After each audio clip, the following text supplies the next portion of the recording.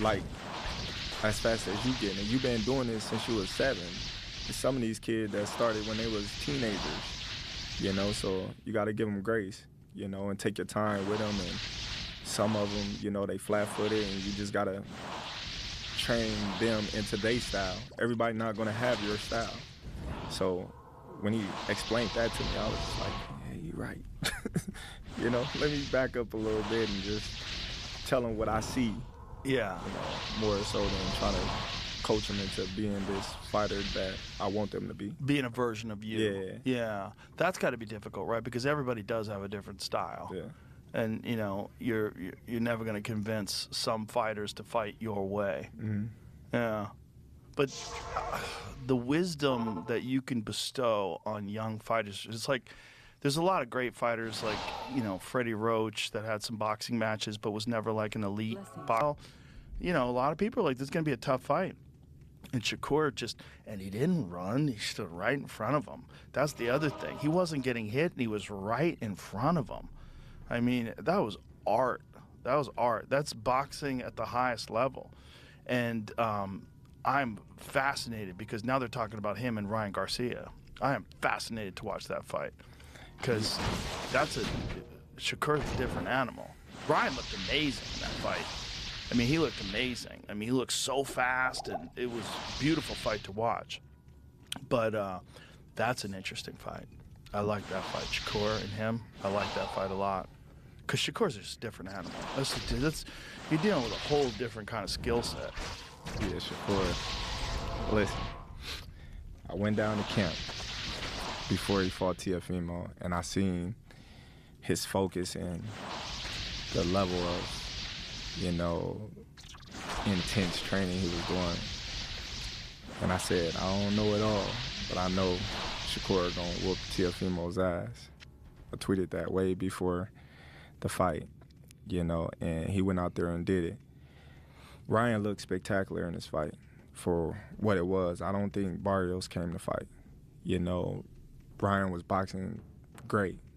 You know, the jab was working, the overhand right was working, and he looks out at me at the end. So, you see my jab? I said, man, it was working.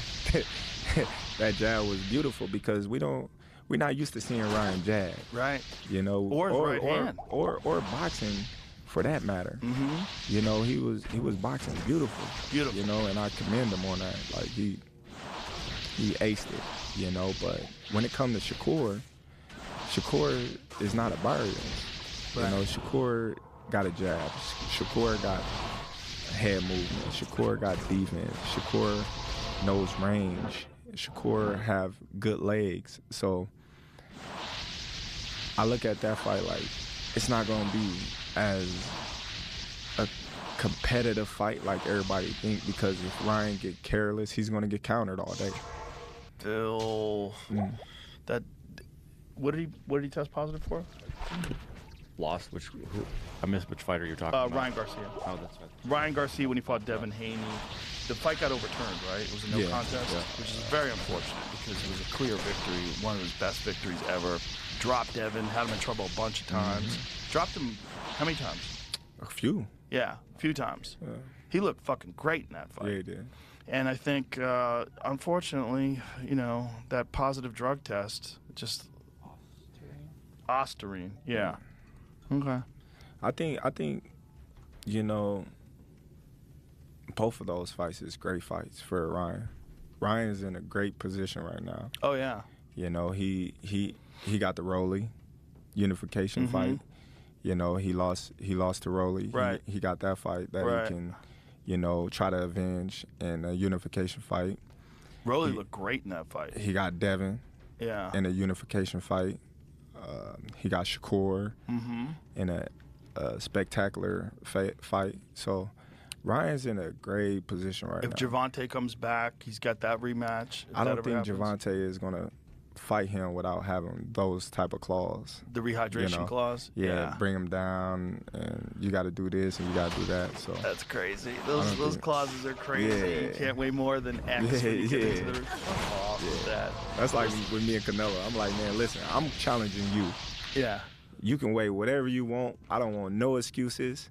You know, hey, it is what it is. All you got to do is weigh 168. Yeah. You know, The and day then before. after that, Yeah. it is what it is. Well, that's the same shit that Floyd made Canelo do. Yeah, Yeah. that's where they got it from. Yeah. That's where they got it from. You know. The thing is, these guys see that big number, they see those purses, and they go, "Oh, I can fight good. Yeah. I'll just get a little smaller beforehand." It's just not smart. Yeah, your body's not gonna react when it's not fully hydrated. No, not a chance. It's the worst way to fight. Yeah. You know, I think guys who cut a tremendous amount of weight, they do themselves a terrible disservice. They really do. I think it's terrible for your body. What's the most you ever had to cut? The most I ever had to cut was probably like 25, Whew, that's a lot. Yeah. What weight was that? 35 or 40? 47. 47. Really? I can't carry Wow. My last fight was Spence. And when did you start your cut? Whew, months. Months out. Yeah, months out. That's very good. Yeah. That's very reasonable. See, MMA fighters do it in a fucked But up it was way. them last couple of pounds is tough. Yeah. Them last couple of pounds are tough, and I just knew that it was over with. I knew it was over with, you know. But the hardest cut ever was when I was at 135. That was like killing me. Who were you walking around at back then? Probably like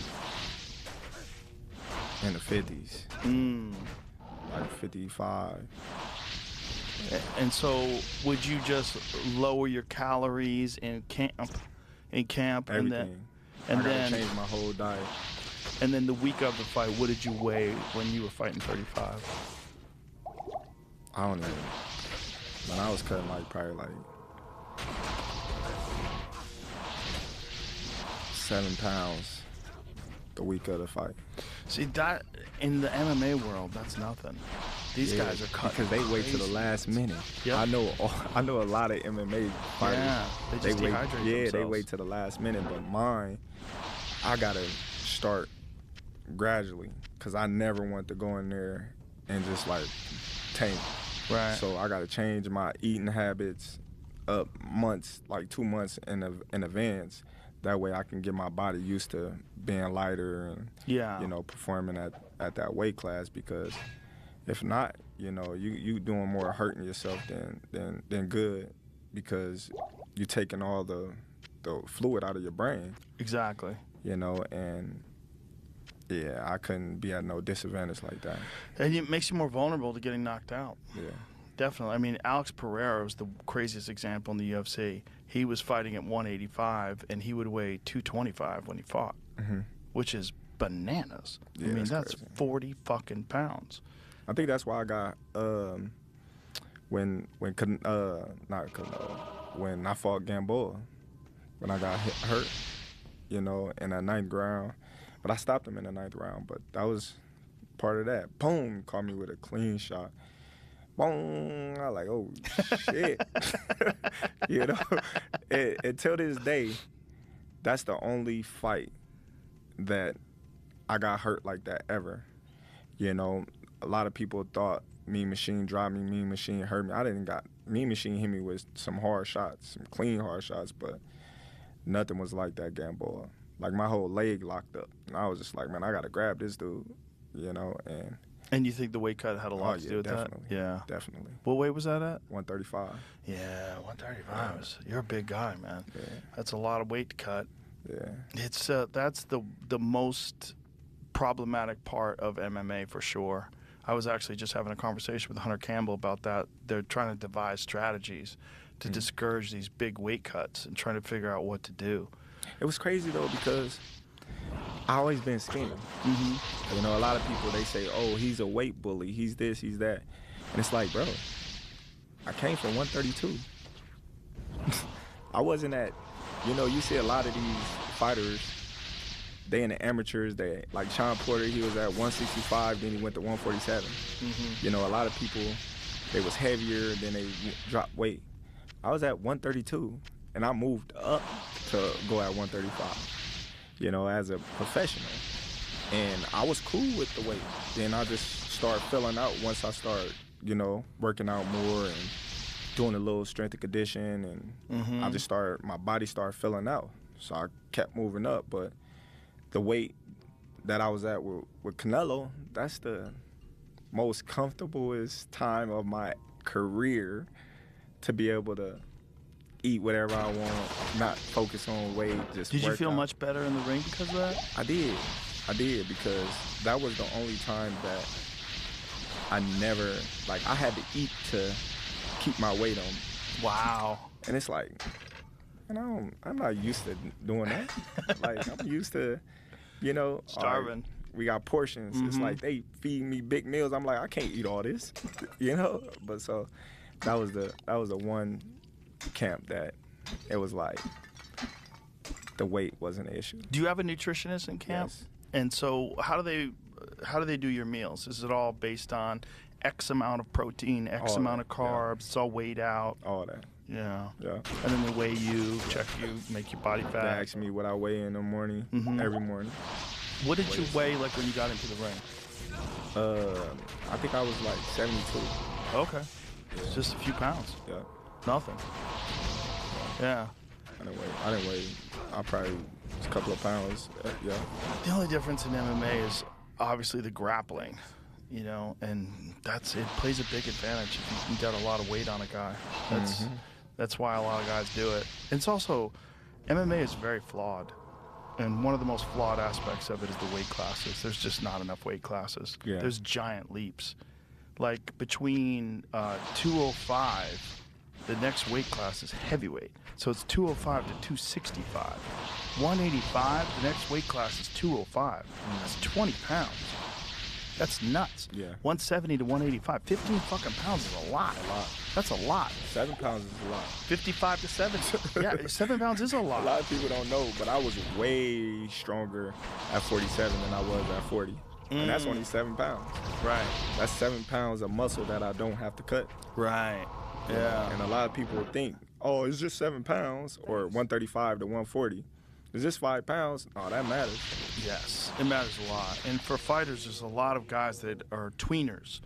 They're too big for 155, they can't make the weight, and then they're too small for 170. Yes. Because at 170, you got guys that are never going to make 155. They're coming down from 210, and they're getting to 170, and they're jacked. I know somebody that was coming out from 230, fighting at 165. Oh, my God. Who was that? I ain't gonna say his name. Well, Anthony Rumble Johnson was the craziest one that I ever saw. 230. Anthony Rumble Johnson was 230, and he was fighting at 170. I ran into Rumble once. Rest in peace. He died a few years back. I ran into Rumble once when he was fighting at 170, and he was in between fights, and I ran into him at the hotel, and he was a fucking heavyweight. He was so big, I go, what do you weigh? Yeah. And he said 230. I'm like, dude, that's crazy. You have to cut 60 pounds? Yeah. But it was killing him. It was killing him, like literally to the brink of death the day before a fight. That's nuts. That doesn't make any sense. And they were all doing it because they all felt like they had to be the biggest guy in there. Yeah. Not smart. No. At all. I think for MMA, they really need to recognize this, that one of the things that's going to stop weight cuts is give people more weight classes, give people more options. This idea of only having 8 champions, I think, in MMA is very, very limiting. It's also limiting the potential of a guy like you to go up and up and up and win championship after championship. In MMA, if you win 2 belts, that's crazy. That's the only thing anybody's The ever weight done. classes is so far apart. Exactly. It's the only people that have ever done it have done it in 2 weight classes. No one's done it in 3. Pereira might try to do it at heavyweight. He might try to go up to heavyweight now because he's walking around like 240, which is crazy because he used to fight at 185. It's nuts. But if they had more options and they had more weight classes, I think we'd have more competitive fights. We'd have less extreme weight cutting. We'd have healthier fighters. And just more champions is better. There's a lot of guys that could be champions. There's not a weight class for them. If there's a 20-pound gap, 20 pounds is so much. If I put 20 pounds of bone and muscle on this table and show you what it looks like, you'd be like, whoa, That's a crazy amount of mass. And the difference between losing that, gaining that, being in the middle of that, it's pretty significant. So for a lot of fighters, their frame doesn't line up perfectly with whatever the division is. It just, they don't have a chance. Yeah, It sucks. it does. It drives me nuts. It drives me nuts. Well, I think extreme weight cutting is the worst thing that's ever happened to the sport of MMA. And Any sport. Any sport. But in boxing, it's not as extreme. No one really does it. Jerry McClellan used to do it. Yeah. He got real big in between fights, real big. He was big. But that cost him in the Nigel Benn fight. I think that probably is what led to his bleeding of the brain. That's probably one of the contributing factors to why he's so hurt right now. You know, and that fucked Roy up too, because back at the time that was his biggest rival was Gerald. And, you know, Roy was always like, I do not want that ever happening to me, you know? Yeah, like, man, like I say, when you lose that weight, and you don't understand you losing that fluid in the back of your brain, you know. And it takes days for that fluid to fully return to. Oh, since they cutting the check, they got the power. Right. You know, but they can't cut the check without us. You know, but it's the fighters that need the money that makes it hard. Right. Because the fighters that already got the money, they can make a stand for something. But the fighters that doesn't, they like, well, you can do that. I got to provide for my family. You can take a chance of going at the organization for a year or however long it's going to last, but who going to pay my bills? Right. Who going to put food on my family table while we doing this, while we making this stand? So it's a little tougher for them to make that stand than a person that's already established. Yes. You know, and I think that's where, you know, the seesaw effect happens with boxing and UFC, because UFC is more extreme because it's really just the UFC. Yeah. It's really, I mean, even Francis Ngannou, right? Francis Ngannou, one of the most devastating fighters to ever compete in MMA, UFC heavyweight champion. They couldn't get a deal signed, and he winds up leaving and goes to the PFL. Nobody watches. Nobody watches. Nobody cares. He knocked out some dude in the PFL, and nobody cares. Is he making more money? Yes. He care. He cares. Well, that's why he did it. Yeah, that's all that matters. A great deal with the PFL, and then he got to box Tyson Fury, boxed Anthony Joshua. Doing well. Doing well. Much more money, for sure. Which is good, but the fortunate and unfortunate. Fortunate that the UFC is the best promotional organization that's ever existed. They really know how to do it. They do it right. They make stars out of these fighters. They give them all these opportunities. They get the most asses in the seats.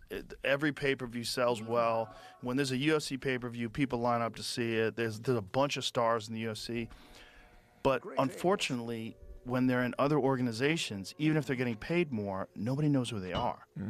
And so if they want to come to the UFC, they have to take a pay cut, which is crazy. So you're leaving an organization. Like, if you're going from small promotions in boxing, and then all of a sudden you're in a world title fight, and you're in Golden Boy promotions, you would imagine, now I'm getting paid more money, more people are watching me. But it's not the case. Like, these other organizations, like the PFL, have to pay these guys more money, because otherwise they can't get them at all, because everybody wants to fight in the UFC. It's not a monopoly, because there is other options. There's ONE FC, there's PFL, there's some organizations in Russia and other parts of the world, but the reality is, it's like the NFL or like, Q-tips. It's like, it's got a name. It's the NBA. Nobody wants to watch some new basketball organization. Nobody wants to watch the XFL. Do people watch it? I don't know. But it's not the Super Bowl. It's like there's one big organization. That's the NFL. There's one big MMA organization. That's the UFC. And for these guys that want the glory, they want to be known as the best in the world, there's one place to be. So it's very difficult for those guys to hold out for more money. It goes back to identity and what you're doing it for. Right. That's what you got to ask yourself. Is you doing it for fame? Is you doing it to provide stability for your family? Is it, I need money? Like, what are you doing it for? Yeah, definitely legacy. For is the you doing it greats for? of the greats, legacy is the primary focus, almost always. Greatness is always the primary focus because otherwise you never achieve greatness. If you're just thinking about money, I don't think those guys ever get to the level that you're at or the level that like the elite of the elite get. I think those guys have to have their eye on being the number one dog, period. Facts. That's why I asked, what is you doing it for? Because Ngannou, you know, he's already famous. Right. He probably like, okay, well, Yes. if y'all gonna pay me X amount over here and they only gonna pay me this, then it makes business sense to go over here, Yes. you know. And that's just like Conor Benn. He just signed with Zuffa. Mm-hmm. And a lot of people was saying he's disloyal and Eddie Hearns now was loyal to him and this and that and this. He's getting $15 million for his But next I'm like, fight. man, what is people talking about? I Right. said, it's just business. It ain't personal with them, I bet. I said, Conor Benn did what was best for him and his family. I said, just like the promotional companies going to do what's best for them and their business. If a fighter that they sign lose probably 2 straight, they get to cut him. No questions asked. Why? Because now they wasting money, they feel. They don't care about that person's family. They don't care about that person, you know, relationship with them. They not going in there with their heart like, oh man, like you a good buddy. They like, sorry, it's just business. Cut you. Yep. So when a fighter does the same thing that a promotional company do or a manager or anybody else, it's all you disloyal, you this, you that. I'm like, make it make silly. sense. It doesn't make any sense in boxing because in boxing there's so many promoters. Yeah. There's so many different people. There's Eddie Hearns, Bob Arum. There's so many different promoters. Yeah. Don King. There's so many different promoters. Right. That's the beauty of boxing is that there's a lot of competition and there's a lot of people that are there to try to get you over onto their side. And there's cross promotion. There's no cross promotion in MMA. It doesn't exist. They tried it a little bit in the early days. They sent some UFC fighters over to Japan to fight for Pride, and they brought some Pride fighters over into the UFC, but they don't do that anymore. That was Why? the early days because the sport wasn't big back then. They were just trying to get big names, and they were trying to work a promotional deal. But the Japanese, man, they're clever. Like when they sold them Pride, they thought they were getting all the fighters. It turned out all the contracts were bullshit. That none of them were valid. They basically bought Pride for, I think they spent $65 million, and they got a library. They just got a video library. I mean, UFC did? yeah, they didn't get shit. They didn't get Fedor. Fedor was the big dog. Yes. At one point in time, he was Kicking everybody's legs, I remember. fucking everybody up, slamming them, armbarring them, fucking people up standing. He was a complete. And he was at the same time where Cain Velasquez was in his prime, and that was the fight that they tried to put together, but the Russians, because the UFC didn't have a contract with Fedor anymore because the contracts at Pride were all bullshit. They had a deal with, you know, these Russian gangsters, and these Russian gangsters were like, you know, they wanted a piece of the promotion, they wanted a lot, and the UFC wasn't willing. It got very contentious. Like the UFC had to up their security. It got sketchy. Yeah. It got sketchy. You know, they're bad dudes. Those are bad dudes, Right. man. You know, but it's just as a fan, we were just crazy. Yeah, that's crazy. Mike is so much bigger than him. Yeah, He's but so much bigger than him. he's not going to land a fist on Mayweather. Right. It's Not gonna be after hard. his last performance. You know, I Yeah. think Tyson just needs What to do you get think was going on with the last one? It looked a little bit like sparring. Yeah, I don't know. I think it was scripted. Yeah. I ain't never seen Tyson biting his gloves and like you could just. It was taking all that he could not to like hit him. And it was just Yeah. like, it's heartbreaking to see a icon go out like that. Yeah. You know, and But it's crazy also to see him fight at 57 years old. Like yeah, that's but nuts. still like he shouldn't have been in there No. at all. You know, I think it's, needed the money. it's other ways. Yeah. You know, it's other ways for. But what did he get? People. He got at least 20, right? Yeah, but still, I think But you know I think with he with needed all the that money. yeah, but with all his connections and things like that, I think people could have put him in the right position to make some money.